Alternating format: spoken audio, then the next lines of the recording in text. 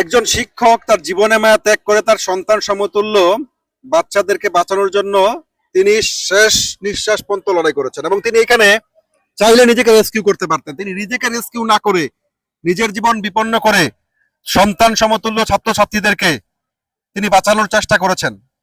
আর ঠিক অপর দিকে গেটের বাহিরে, মূল গেটের বাহিরে রিক্সা চালক, পানি বিক্রেতারা মানুষের গলা কেটেছেন সুযোগ সন্ধানে। আমরা আসলে সুযোগ সন্ধানী থেকে মানুষ হব কবে?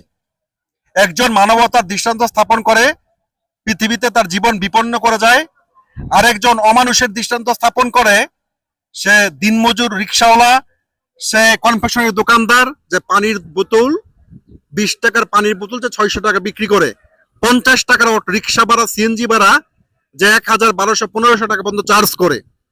মানুষের বিপদে একজন পাশে এসে দাঁড়ায়, আরেকজন বিপদকে নিজের ব্যবসার পুঁজি বানায়। আমাদের মধ্যে সভ্যতা কবে আসবে আর আমরা কবে মানবতার দৃষ্টান্ত শিখবো? আমরা বাঙালি তখনই বাংলাদেশের শ্রেষ্ঠ বাঙালি হতে পারবো, পৃথিবীর শ্রেষ্ঠ বাঙালি হতে পারবো যখন আমরা মানুষ হয়ে উঠতে পারবো।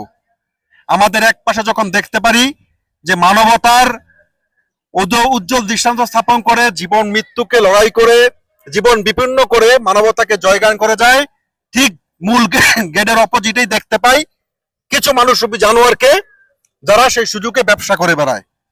ভালো থাকবেন সবাই।